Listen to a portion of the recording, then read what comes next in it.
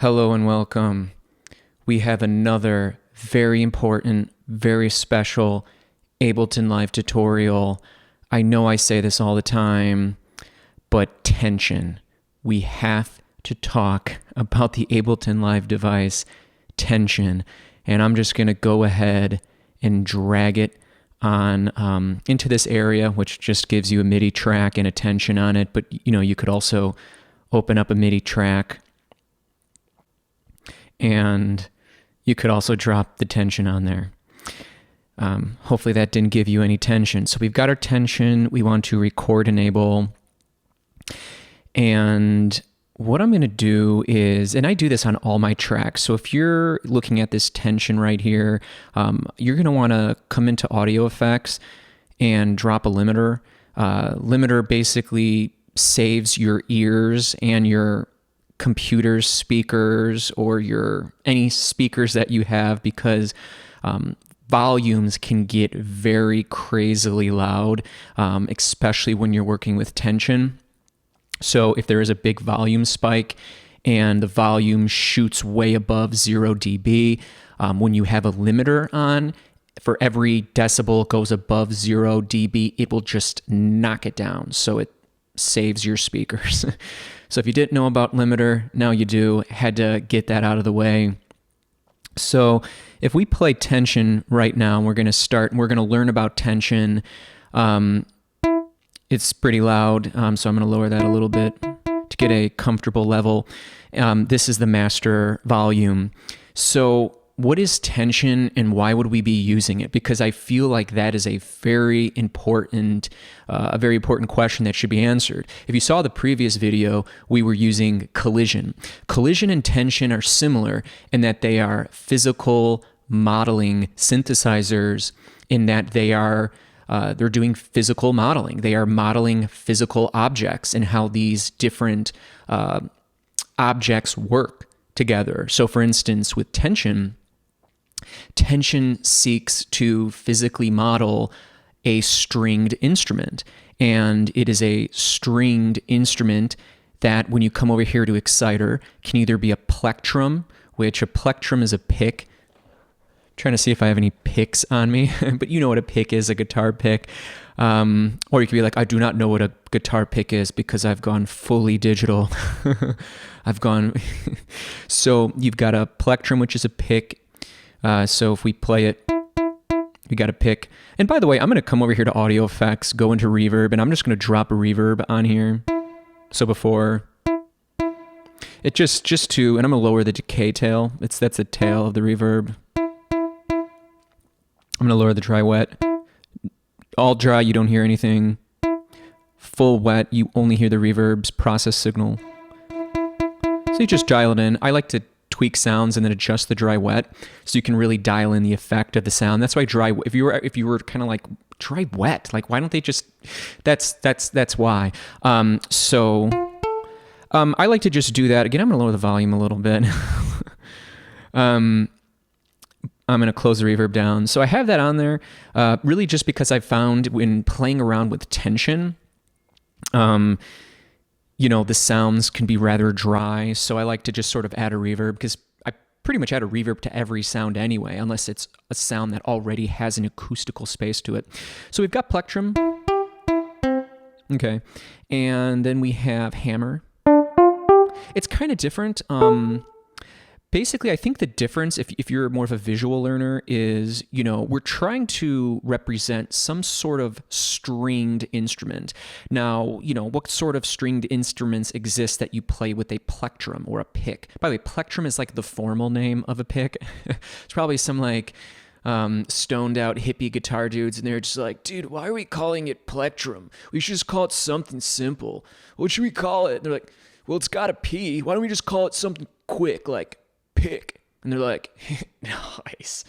So yeah, plectrum is the formal name. Now you learned something today. If you learned nothing from this video, you now learn that.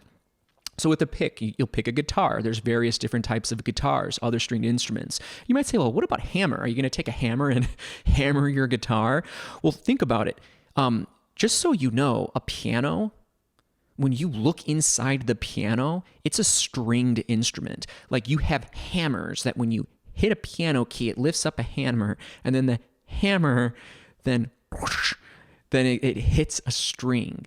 So but also because a hammer is hitting a thing that resonates, it's also technically a percussion instrument. I was learning about all of this stuff when I was researching collision and tension back in the day.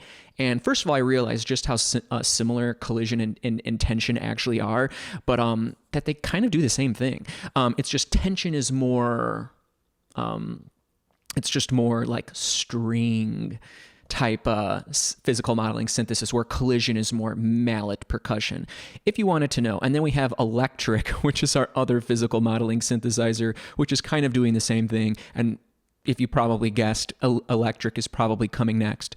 So we've got hammer, we've got plectrum. Can you hear the differences? Hammer bouncing is really just hammer with like delays. Hear it like being echoed. And then we have the crazy black sheep of the family, bow. Bow is when you can literally turn one little knob and tension will just go ballistic and output so much noise. So lower the volume big time if you're going to mess with bow. Why is it that? Why is right out of the gate it that visceral like that? And if you turn force down to a certain thing, it doesn't even play. You have to turn it up. And they said it's actually supposed to be that way because like if you're playing a physical instrument and it's made out of certain physical properties and you like don't apply enough force, like no sound comes out. And I'm just like, okay, whatever. So suffice it to say, I'm not really going to experiment much with bow on this one. I'm going to stick with plectrum and hammer, and then hammer bouncing is like, you know, basically like if the hammer were to hit and then like slowly bounce till it's done. And so I don't really care about that. So I'm going to stick with plectrum, and then I'm going to play around with hammer. So right there, we've already made it not so complicated. So we've got this, and so now it's saying, okay, plectrum right here. And I'm going to up the volume.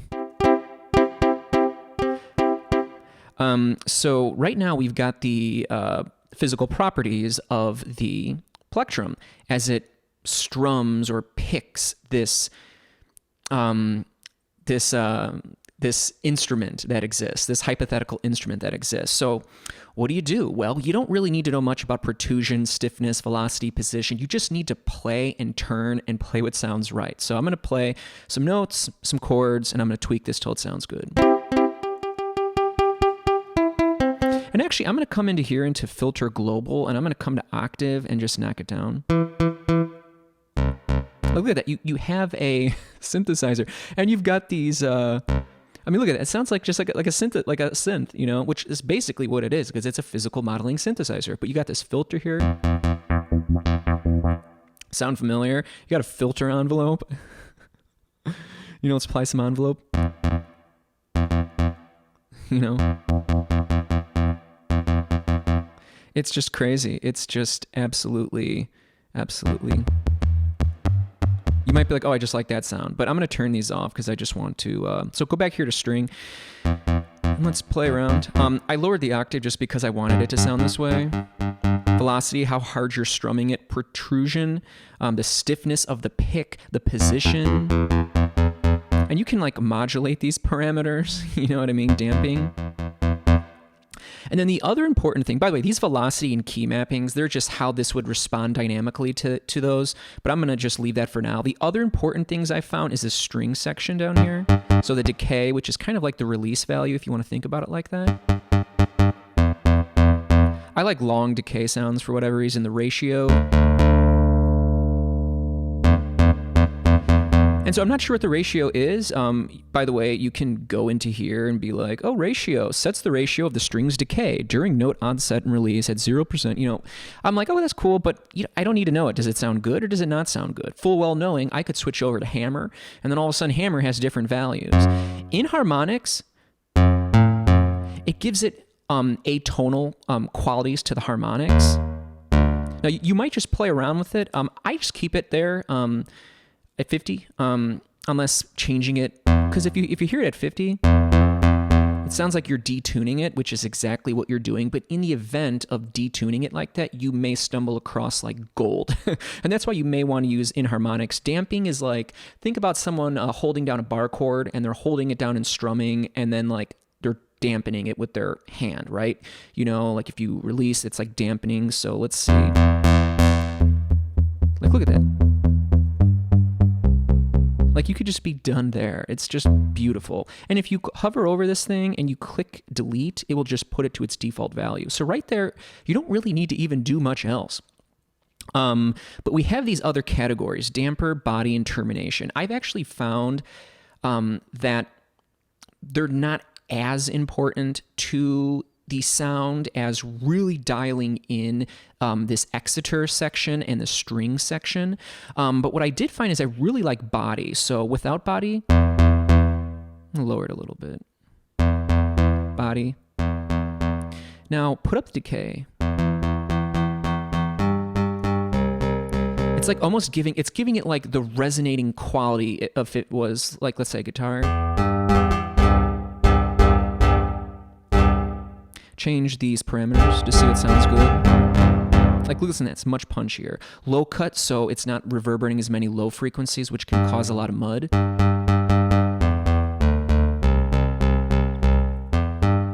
Let's go to piano. Violin. That sounds really nice. So what else? Let's keep moving. Let's do damper. Now, damper, I don't really get... So, watch. I can guarantee you when I play this note, I love how it rings out and it's long. I love it. Now, damper's probably going to make it shorter. Let's turn it on. Yeah, I thought so. So think about like damping. Like if you have like a piano and that bar comes down, it's like dampening the chord. So let's adjust it and see if we get any interesting sounds. Like, that just sounds interesting, right? But if I turn damper off. So it's almost just like extra sound design capabilities that you don't really have to do. But I feel like us as humans, when we see tension in all of these knobs and these sections, we want to make sure that we're not missing out on anything. FOMO. It's just like you don't want to FOMO into a crypto that's going to the moon because you think it's going to happen forever. You know, what goes up must come down. If you like crypto, drop a like in the comments. So let's keep playing. Listen how punchy that is. Like, that just sounds nice. And then let's go to termination. Termination, from what I can tell, even punchier. Like, I'm telling you guys, I'm falling in love with collision. I'm falling in love with tension. I've been using Ableton for 9 years now, exactly. Not even kidding. I picked up Ableton Live 9 when it came out in the beginning of spring, March of 2013. Maybe it was February. I don't know, but that's when I bought it. And I've been using it consistently ever since. I've hardly even used tension and collision, and I'm realizing how amazing they are. And here's what's really cool. Check this pickup. Now we're adding an electric pickup to it. So we're giving it like extra harmonics and bite as if this hypothetical instrument had a pickup, like on a guitar, an electric guitar pickup. Now let's go over here and change it from plectrum to hammer. Just wonderful, guys. And then we're gonna, so as I told you, listen to that, put a filter on it. We got a low pass filter, so it's cutting everything out. Add a filter envelope. I want it to start up and whoop, just like filters always do. So it's saying it's starting, and over 123, it's going down. Now we don't hear anything. We have to make sure filter envelope is activated, and we have to give it envelope. So hear how it sounds like. How punchy is that? But I'm not going to do that. I'm going to turn these off. I just wanted to show you that that's capable. Also, here's where you adjust different settings. Portamento is slide. You can get some of that going on. But because I always love to do this technique, I am going to insert in audio track because I love this technique. And if you love this technique, drop me some more love because I'm showing you all of the best techniques of Ableton that I've been learning and accruing for 9 years. And by the way, I watched a lot of tutorials. It was like all I did. I'm going to record the output from tension. You can also do resampling, which will do it from everything, but I'm just going to do tension. I'm going to record enable, and I'm going to click record. And I recorded that, okay? Now I'm going to stop that. I'm going to turn off record enabled from here and from here. And I am going to do my favorite technique because I feel like this will sound different if I like lower it. I'm going to zoom in, make sure we're at the 0 crossing. Doesn't really matter, but I like to be tidy. So check this out. So if we push play, we're just going to hear our little sampled audio, looping, of course. But here's what I'm going to do. I am going to stretch this baby out. Almost lost it. It says, you stretched it too much. Now click play. Listen to that sound. Think of like a crazy bell. And then what you can do, you can go even further. You can insert a MIDI track. You can then drop a sampler on here, throw this in. And if you click play and record enable, it's just great. There's just so many things you can do, guys. Like, Ableton's amazing. If you found this tutorial good, show some love, because it does. I've been trying to post stuff to social media for years, like to try to grow my art, my music, these teaching videos. I've gotten zero traction until I started doing these. So I'm like, listen, where can I be of the most service to the world? And let me know. And so there's so many things we can do. I wanted to just get into this briefly. It started with tension. We have so many interesting possibilities. In fact, if you have both of these playing, you can do both. I mean, it's just, I love tension, and I love you guys too. And I hope you enjoyed this. We'll be doing electric next. Yes, we're going through all this stuff. I'm even going to do a dedicated video to Simpler, because I realize if you don't have Ableton Live Suite, all you basically have is Simpler and Drum Rack. And Simpler is unique because in comparison to Sampler, which is Ableton's more robust sampling device, Simpler is unique because it has one special feature that Sampler doesn't do. And then you also have this very unique mode. In fact, I'm actually just going to drop a Simpler in here just to kind of pre-shadow or foreshadow. You've got this slice mode, which opens up interesting sound design capabilities that I actually realized I wasn't even using a whole lot. So I'm going to make a video on that as well. Love you guys. You show the love if you found this great, and I will see you on the next one.